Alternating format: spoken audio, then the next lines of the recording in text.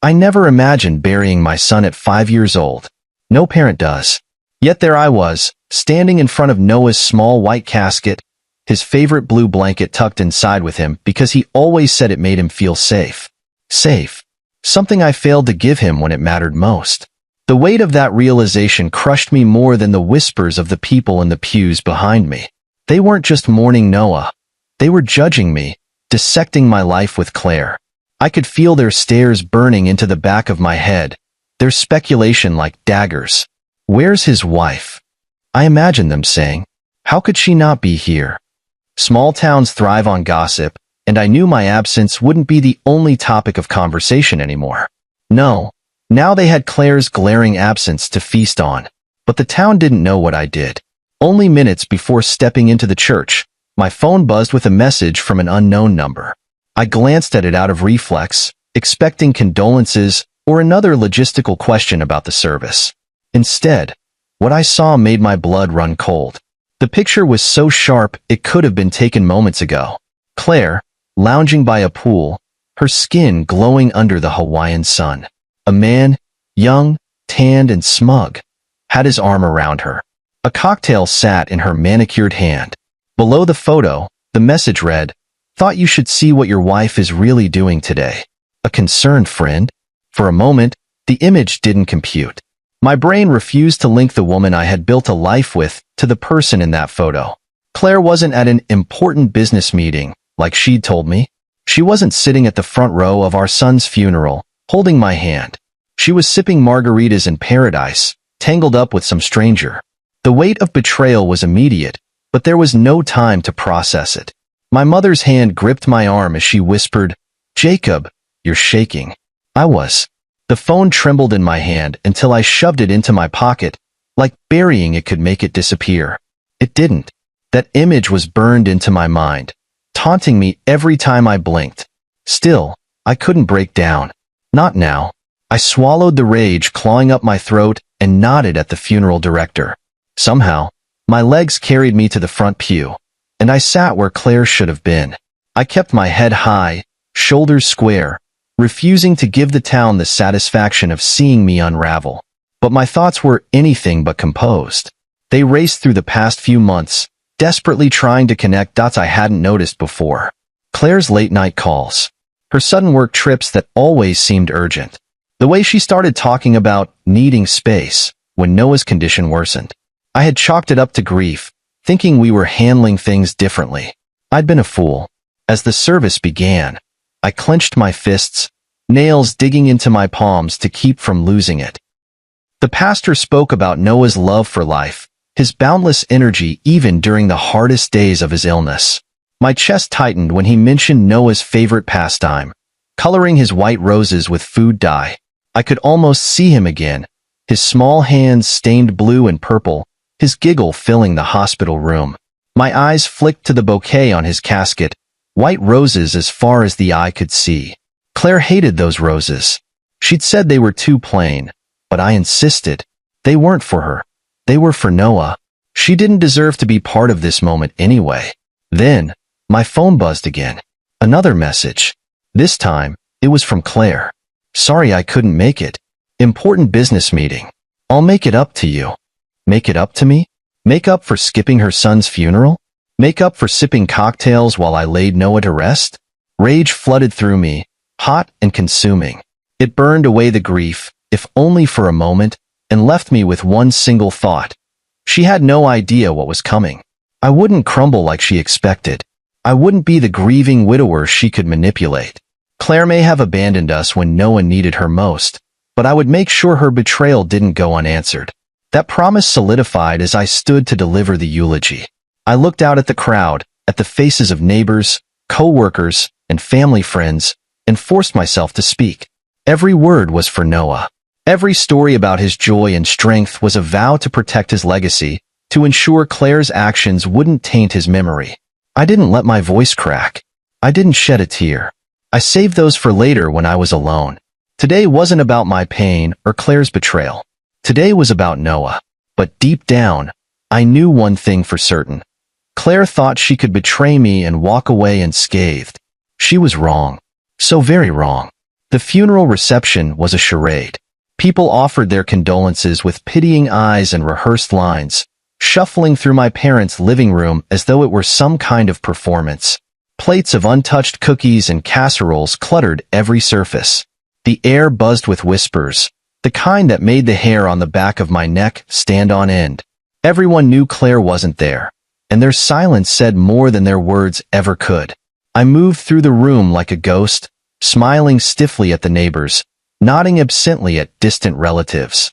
The sympathy felt like an insult, not because it wasn't deserved, but because I didn't want their pity. I wanted their honesty. I wanted someone to grab my arm and admit they'd seen the photo too, that they knew what she was doing, that they saw what she had become. But no one did. Claire's parents, Diana and Howard, hovered near the kitchen, their presence as unwelcome as their judgmental glances. They'd barely spoken to me all day, but I could feel their unspoken accusations. To them, I'd always been the problem. I wasn't attentive enough, not devoted enough. Claire was their golden child, and nothing she did could tarnish that image. Diana finally approached me as I stood by the mantel, staring at a framed photo of Noah. It was one of my favorites, his gap-toothed grin as he held up the results of one of his science experiments. The petals of a white rose were dyed a brilliant shade of blue, his hands streaked with food coloring. He'd been so proud that day. I clenched the frame tightly, the glass cool against my palms. "Jacob," Diana said, her voice laced with a sweetness that didn't match her sharp eyes, "you've been so strong today. It's a shame Claire couldn't be here, but she's grieving in her own way. You know how difficult this has been for her." Difficult for her? My grip on the frame tightened as I turned to face her. She looked at me with feigned concern, the kind that barely masked the criticism underneath. Her words felt like a slap, each syllable digging deeper into my growing rage. "I'm sure it has," I replied, my voice colder than I intended. "Though I imagine Hawaii is a nice distraction from all the difficulty." Diana's expression faltered, just for a moment. She quickly recovered, her lips pressing into a thin line. "Jacob, grief makes people act out of character. Claire needed some space to process everything.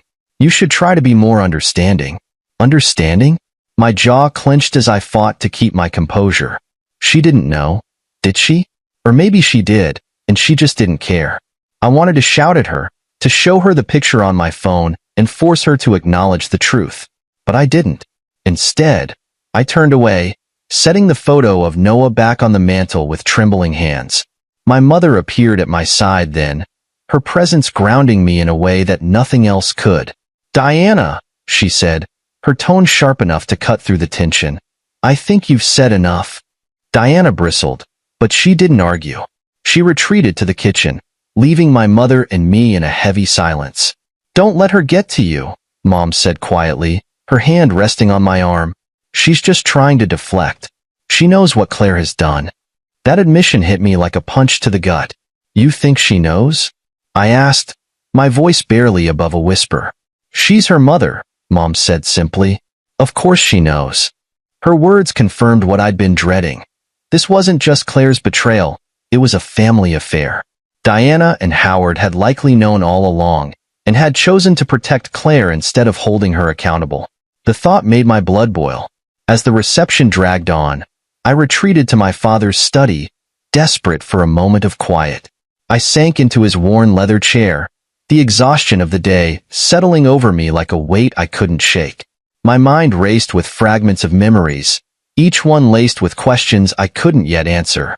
The business trips, the late-night phone calls, the way Claire had started pulling away, not just from me but from Noah.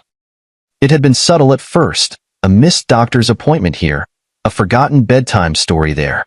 But over time, it became clear that she wasn't fully present. I'd attributed it to the stress of Noah's illness, never suspecting there was something more sinister at play. I pulled out my phone, the photo of Claire and her lover glaring back at me from the screen. My thumb hovered over the delete button, but I couldn't bring myself to press it.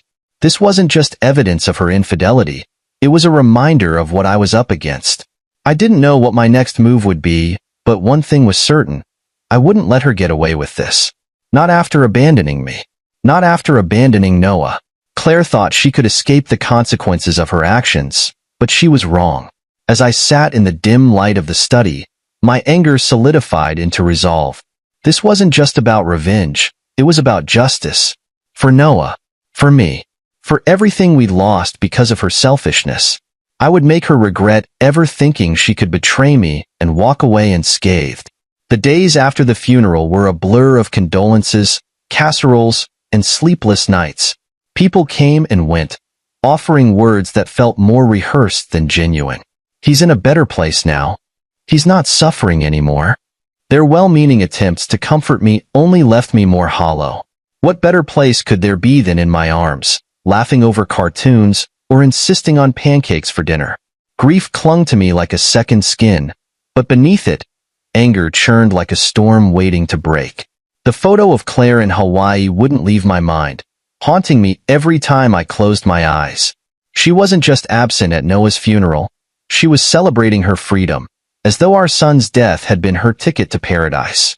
I busied myself with sorting through Noah's room, hoping the distraction would dull the edges of my pain. His favorite stuffed penguin sat on his bed, worn and slightly lopsided from years of cuddling. I picked it up, the familiar weight stirring a fresh wave of tears.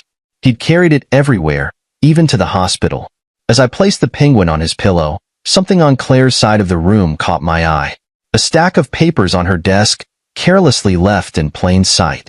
It wasn't like Claire to leave anything disorganized. Her life was a series of meticulous lists and color-coded schedules. Curiosity, or maybe instinct, drew me closer. The top sheet stopped me cold. It was a life insurance policy. Noah's name was printed in bold letters at the top, and Claire's was listed as the sole beneficiary. My heart pounded as I flipped through the pages, each one revealing more than the last. The policy was worth $1 million, taken out just 6 months after Noah's diagnosis. I'd never been consulted, never even seen these papers before. What hit me hardest, though, was the amendment. Weeks before Noah died, Claire had removed me as a beneficiary. Her signature stared back at me, a smug reminder of the decision she made without me.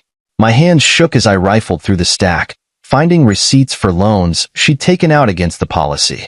She had used the money, and for what? Plane tickets? Cocktails by the pool? Her lover's expensive taste? I sank into the chair, staring at the mess of papers. This wasn't just betrayal, it was theft. Claire had stolen from our family, from Noah, to fund her escape. The realization hit me like a freight train. Noah's death wasn't just the end of my son's life. It was the moment Claire decided to bury our marriage alongside him. My phone buzzed on the desk, pulling me out of my thoughts. The number was unlisted, and for a moment, I considered ignoring it. But something told me to answer. Hello? My voice was rough, the weight of everything pressing down on me. I need to talk to you, a woman's voice said. It was unfamiliar, hesitant, yet filled with urgency. It's about Claire. I gripped the phone tighter. Who is this? My name's Mia. She hesitated, as though weighing her next words. I know what she's been doing. I know about Hawaii. And I know you're not going to like what I have to tell you. My chest tightened. Why should I trust you? You shouldn't, she admitted. But you should hear me out. Meet me at the coffee shop on Main. Now. The call disconnected, leaving me staring at the phone. Mia. The name didn't ring a bell, but the urgency in her voice was impossible to ignore. Part of me hesitated. What if this was a mistake? What if she was some crank with too much time on her hands? But another part, the part that couldn't stop replaying that photo of Claire in Hawaii, urged me to go. I needed answers, and whoever this Mia was, she seemed to have them. I grabbed the papers, stuffing them into a folder. If Mia had information, I'd be ready to confront her with evidence of my own. The anger I'd been suppressing since the funeral simmered just below the surface, threatening to boil over. As I left the house, I glanced back at Noah's room. The penguin sat on his bed, a silent witness to everything falling apart. I promised him, silently, that I'd make this right. Whatever Mia had to say, whatever truth she carried, I was ready for it. Or at least, I thought I was. What I didn't realize then was that this meeting wouldn't just confirm my suspicions. It would open a door to something far worse. Something I couldn't have imagined, even in my darkest moments. The coffee shop on Main was the kind of place Claire used to hate. Plain, unassuming, without the flair she always demanded in her life. As I walked in, the smell of burnt coffee beans and cheap pastries hit me. A single glance was enough to spot her. She sat at the corner table by the window, a woman with dark auburn hair pulled into a neat ponytail, her posture rigid. She wasn't what I expected. Mia. She didn't look up as I approached, instead stirring her coffee in slow, deliberate circles. Her phone sat face down on the table, a small notebook beside it. I slid into the chair across from her, dropping my folder onto the table with a dull thud. She finally looked at me, her green eyes sharp and assessing. "I didn't think you'd come," she said, her voice low but steady. "You have 5 minutes to explain why I'm here," I said, leaning back, arms crossed. She raised an eyebrow, unfazed by my tone. "Fair enough. I'll get straight to the point. Your wife, Claire, has been seeing my ex-boyfriend for over a year." The words were a punch to the gut, but I didn't flinch. "I already know that," I said flatly, though the bitterness in my voice betrayed me. "Oh, you know?" She tilted her head, her tone mocking. "Do you know about the money? Or how they're planning to use it to start their little dream life together in Maui?" I froze. "What money?" Mia leaned forward, her eyes narrowing. "The life insurance policy. The $1 million payout your wife secured after she had your son's name removed from the documents. She promised half of it to Brandon, my ex, so they could buy a beachfront property together." My stomach twisted. I wanted to accuse her of lying, to shove my chair back and leave, but I didn't. Instead, I stayed, my fingers digging into the edge of the table. "And how exactly do you know all this?" She smirked, a humorless expression. "Brandon isn't exactly discreet. He's been bragging about it for weeks." At first, I didn't believe him. Claire always struck me as too polished for a guy like him. But then he started showing me proof. Mia reached for her phone, scrolling with quick precision before sliding it across the table. Text messages filled the screen. Messages from Claire to Brandon. "Claire, the payout came through. It's more than enough. We'll be out of here by the end of the month. Brandon, Maui's waiting, babe. Just don't let him suspect anything. Claire, he's too broken to see straight. It's already done." My chest tightened, my breath shallow as I read each line. The Claire in those messages was someone I didn't recognize. Cold, calculating, detached. "I thought he was exaggerating," Mia continued, "but then I found more. Bank transfers, flight itineraries, even a picture of the house they're planning to buy. She's been funneling the money into an account with both their names on it." I stared at her, my mind reeling. "Why are you telling me this?" "Because she's playing both of us," Mia said bluntly. "She promised Brandon a fresh start, but I've seen the way she operates. The moment she doesn't need him anymore, she'll drop him, just like she's dropping you. And me? I'm already collateral damage. I've got nothing left to lose." Her words hung in the air, sharp and bitter. I didn't trust her, not completely, but I couldn't ignore the evidence she was laying out in front of me. "What do you want from me?" I asked, my voice low. Mia leaned back, crossing her arms. "Revenge. Justice. Call it whatever you want. Brandon doesn't get to walk away scot-free, and Claire sure as hell doesn't either. You want to bring them down? I can help you, but we have to act fast." I studied her, searching for any sign of deception. She met my gaze head-on, unflinching. I didn't trust her motivations. There was too much anger behind her words, too much venom. But I knew one thing for certain. Claire had lied to me, stolen from me, betrayed me in ways I hadn't even begun to comprehend. "I'm in," I said finally, my voice like steel. Mia nodded, her expression softening slightly. "Good. Because this is just the beginning." She reached into her bag, pulling out a thick envelope and sliding it across the table. "Everything you need to know is in here. Names, dates, bank accounts. It's all connected. We just have to find the right thread to pull." I picked up the envelope, the weight of it matching the heaviness in my chest. As I stood to leave, Mia called after me. "Jacob," she said, her tone softer now. I paused, glancing back at her. I'm sorry about your son. For what it's worth, I think Claire's the one who's broken, not you. Her words lingered as I walked out of the coffee shop and into the cold night air. My mind raced with the possibilities, the next steps, the ways I could make Claire and Brandon pay for what they'd done. This wasn't just about revenge anymore. It was about reclaiming what little dignity I had left, about protecting Noah's memory from the people who thought they could profit from his death. They had no idea who they were up against. I spent the night poring over the envelope Mia had given me. It was a maze of text messages, bank statements, and photos, each one a punch to the gut. Every page confirmed what I already feared. Claire wasn't just a selfish woman running off with her lover. She was a schemer, a strategist, and her betrayal ran deeper than I ever imagined. The money trail was damning. Deposits and transfers into an account I didn't recognize, all under Claire's name, linked directly to Brandon. But what stopped me cold was the evidence of collaboration. Her parents, Diana and Howard, were involved. Their names popped up in emails and on checks tied to business ventures that didn't exist. I should have seen it earlier, the way Diana and Howard always coddled Claire, treating her like she could do no wrong. They'd always blamed me for our marital problems, subtly undermining me with snide remarks disguised as advice. But now, I realized they hadn't just been enabling her. They'd been actively helping her. The tipping point came when I found an email exchange between Diana and Claire. Diana, Jacob won't suspect a thing. He's too focused on Noah. Just make sure the papers are signed before he catches on. Claire, he won't notice. He's too broken to care. And once it's done, it's done. The papers. What papers?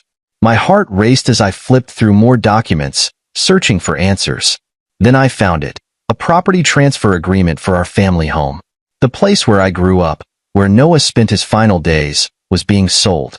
Claire had forged my signature, making it look like I'd agreed to the sale. They were planning to take everything. The insurance payout, the house, even our joint savings. I could almost hear Diana's sharp, dismissive voice in my head. It's what's best for Claire. The anger I'd been holding back exploded, but I had no outlet. I paced the living room, fists clenched, trying to keep my breathing steady. They thought they could manipulate me, use my grief to blind me. They thought they could steal everything I had left and walk away unscathed. But they were wrong. By morning, my plan was beginning to take shape. I needed more proof, more leverage, and I knew exactly where to start. My mother, always my anchor, had been hinting at things for days, things she'd seen and suspected. If anyone could help me connect the dots, it was her. I found her in the kitchen, a steaming cup of tea in her hands. She looked up as I entered, her sharp eyes immediately narrowing. "What's wrong?" she asked, setting the cup down. "They're trying to sell the house," I said bluntly. "Claire and her parents. They forged my signature." Her face tightened, her lips pressing into a thin line. "I knew it," she muttered. "You knew?" I asked, leaning forward. "I suspected," she admitted. "Diana's been sniffing around for months, asking questions about the property. She even tried to get your father to sign something when he was confused, but I intercepted it. That hit me like a blow to the chest. My father, with his slipping memory, was another pawn in their game. They had no shame, no limits to how far they'd go. She said it was just a precaution. My mother continued, her voice trembling with anger. But I didn't trust her. I kept the papers. They're in the study. She didn't need to say more. I hurried to the study, rifling through the drawers until I found the documents. There it was, a legal form authorizing the sale of the house, with my father's signature scrawled at the bottom. A forgery. They thought he wouldn't remember, my mother said, standing behind me now. They thought I wouldn't notice. But I've been watching them, Jacob. Diana's always been manipulative. But this is something else. I sat down, the weight of everything crashing over me. They're not just after the money, I said quietly. They're after everything. The house, the savings. Everything Noah and I loved. My mother placed a hand on my shoulder, her grip firm. Then don't let them win. Fight back. Her words lit a fire in me. This wasn't just about me anymore. It was about Noah's legacy, about protecting what little I had left of him. Claire and her family thought they could outsmart me, But they underestimated one thing: my resolve. They wanted to play games? Fine. But I wasn't going to sit back and let them take everything. If they thought I was broken, they were about to learn just how wrong they were. I spent the rest of the day gathering every piece of evidence I could find. Bank records, emails, documents from Mia's envelope. It all started forming a bigger picture. Claire and her parents had been planning this for months, maybe even longer. They were careful, calculating, but they'd made mistakes, and I was going to exploit every single one of them. When night fell, I sat in Noah's room, holding his stuffed penguin. "I'll fix this," I whispered into the darkness. "I promise you, Noah, I won't let them take what's ours." The storm inside me had calmed, replaced by something colder, more dangerous. Claire and her family thought they could destroy me, but they'd forgotten one crucial thing. I wasn't just grieving. I was preparing. Claire thought she was untouchable. Her meticulous lies, the forged documents, the money funneled into secret accounts. She believed she had covered every angle. But what she didn't count on was me finding the cracks. That's the thing about being underestimated. It gives you an advantage. And after seeing how far she and her parents were willing to go, I realized I had to strike first. The house was the key. It wasn't just a property. It was a piece of my family's soul. My father built it with his own hands, one nail and board at a time. It was where I grew up, where Noah learned to walk, and where we sat for countless nights, holding him through the worst of his illness. It was sacred. And Claire? She wanted to sell it to bankroll her escape. That morning, I called Marcus, an old friend who had transitioned from our high school debate team to a sharp legal career. He owed me a favor, and now was the time to cash in. "Jacob," Marcus said after hearing me out, his tone serious, "this is messy. If they forged your signature, we can fight the sale. But we need more than your word. We need proof, witnesses, documents, anything to show a pattern of deceit." "I've got plenty," I replied, thinking of the stack of evidence Mia had handed over and the forged documents my mother had intercepted. "But I need to know how we stop this before it goes any further." Marcus sighed on the other end of the line. "We need to move quickly. If they finalize the sale before we act, undoing it will be a nightmare. Let me pull some strings and dig into the legal filings. In the meantime, gather everything you can. Don't leave anything to chance." I thanked him and hung up, my mind already racing. Marcus was right. The clock was ticking. Claire and her parents weren't wasting time, and neither could I. I started by laying out everything Mia had given me, pinning it to the corkboard in my father's study like a detective piecing together a case. Bank transfers, emails, photos. It all painted a damning picture. But I needed more.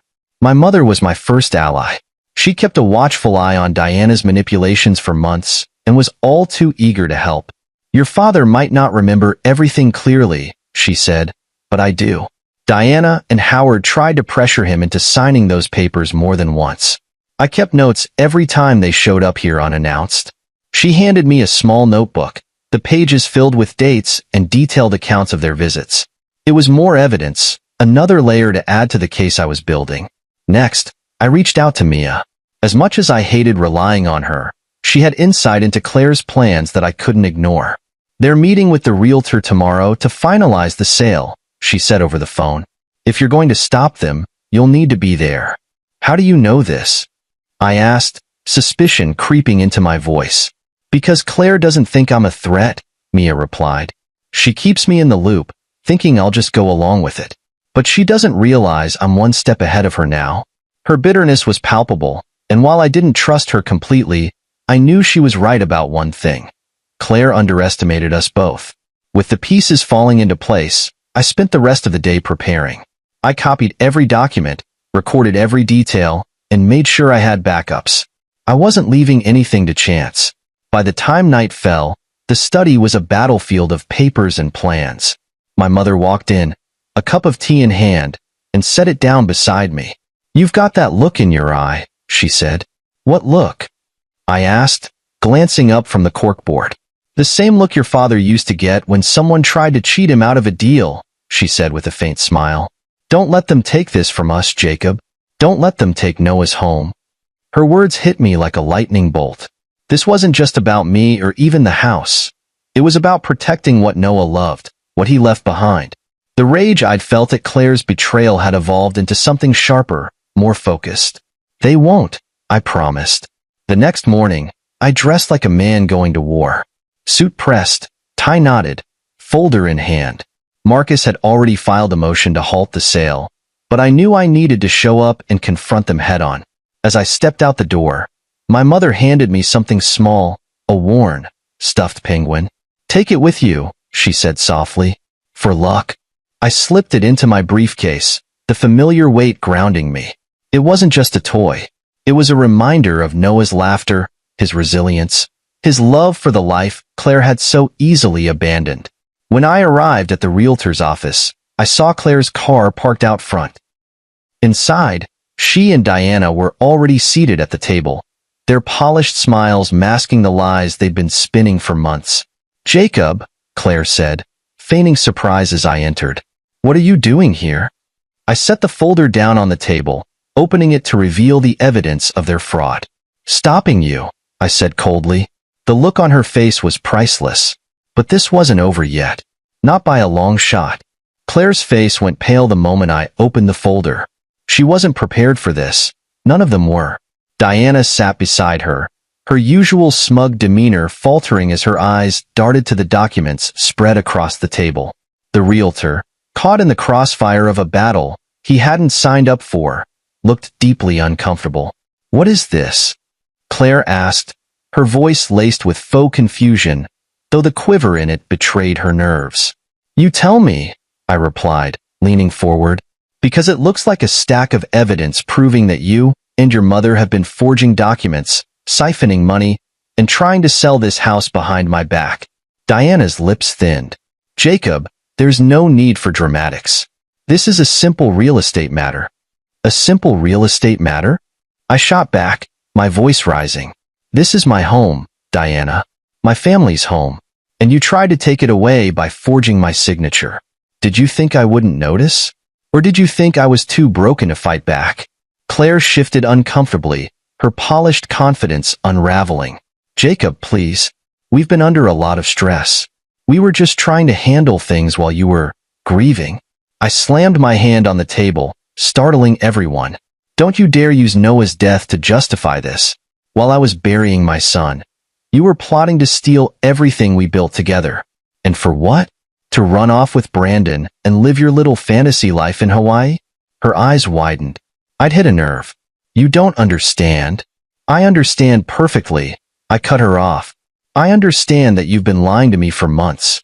I understand that you've been funneling money into secret accounts. And I understand that you're willing to destroy what little I have left, all for some cheap thrill." Diana tried to interject, but I wasn't finished.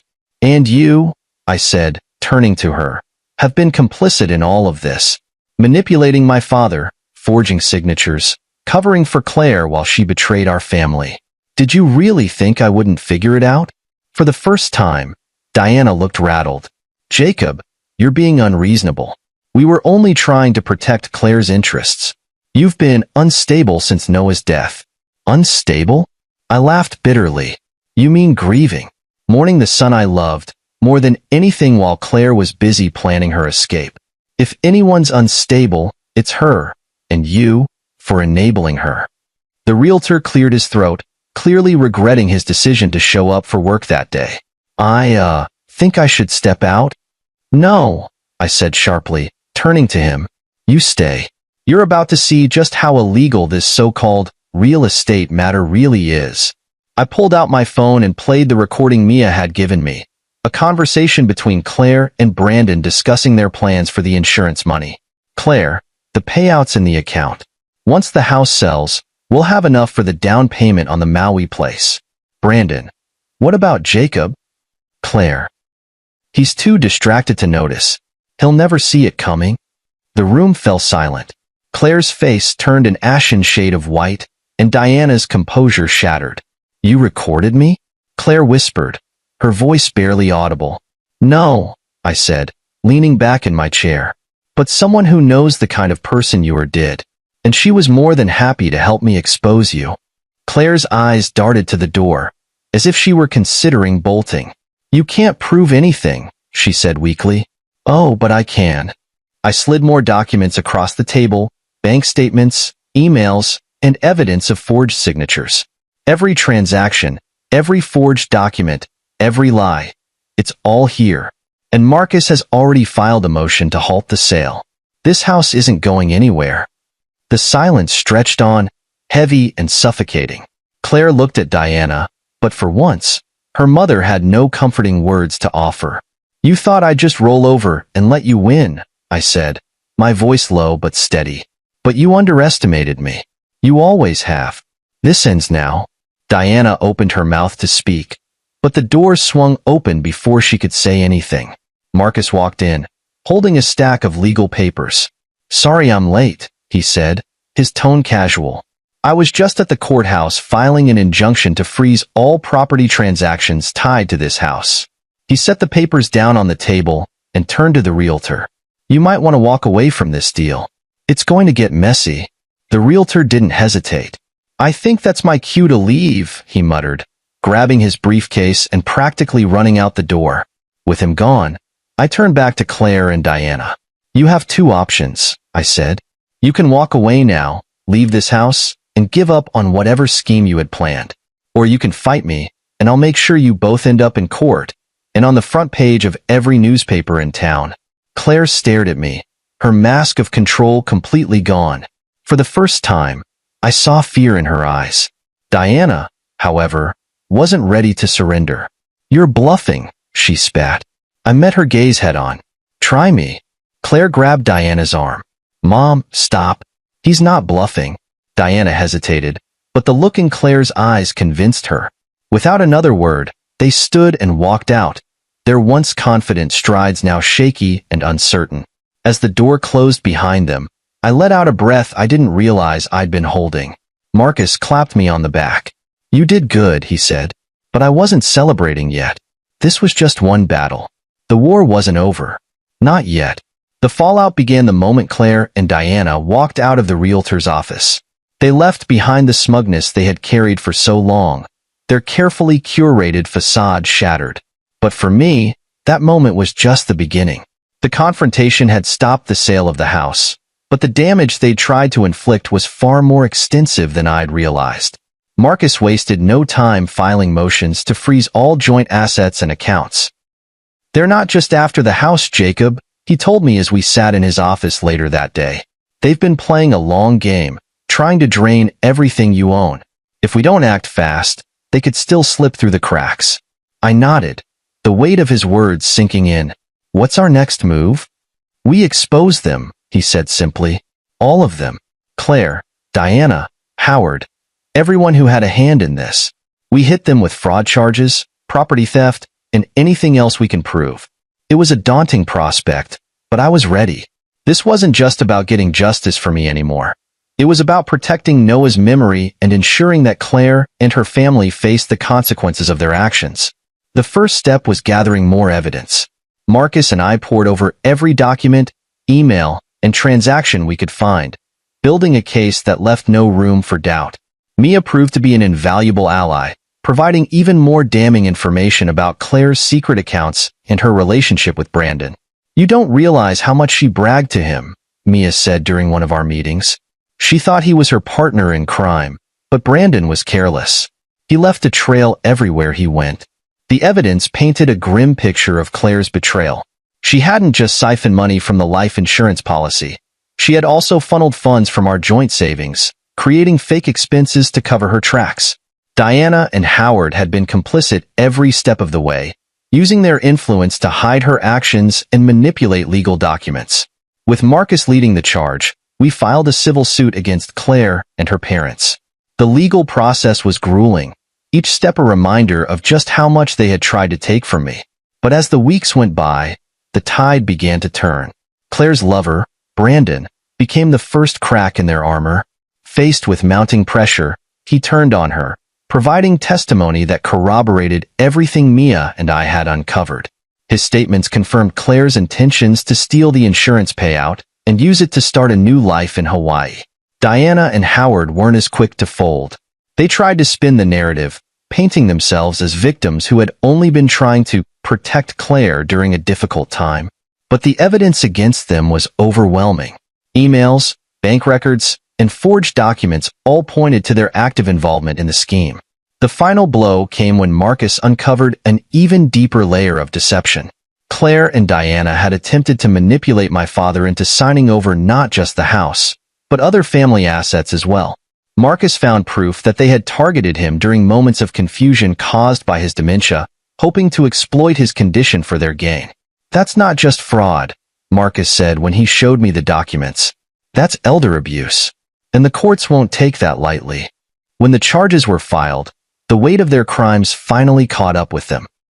Claire, Diana, and Howard faced a litany of legal consequences, from fraud to property theft to conspiracy. The public exposure was brutal. Their once respected reputations in our small town reduced to nothing but gossip and disgrace. Claire, of course, tried to play the victim.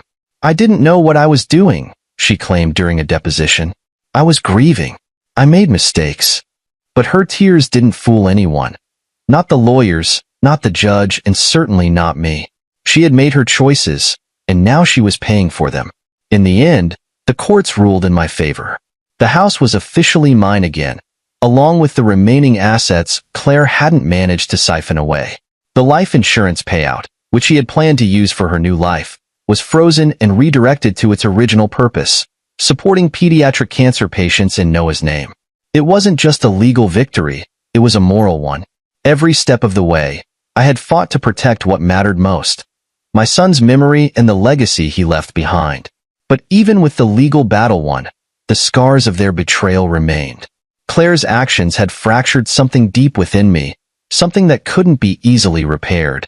She had shown me the depths of her selfishness, and while I had triumphed over her schemes, it came at a cost. As for Diana and Howard, they retreated from the public eye, their reputations in ruins.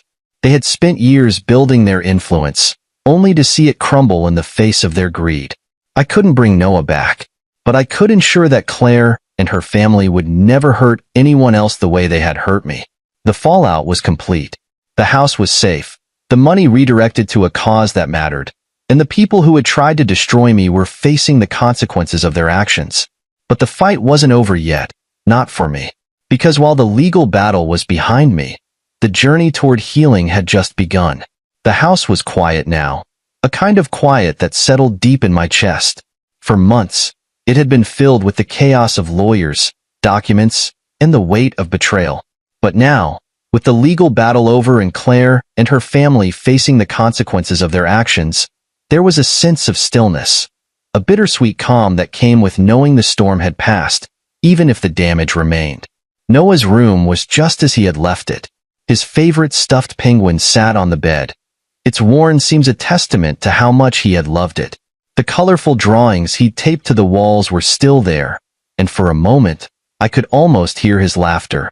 I sat on the edge of his bed, holding the penguin, letting the memories wash over me. The court's decision had ensured the house would stay in the family. But it wasn't just about the house anymore.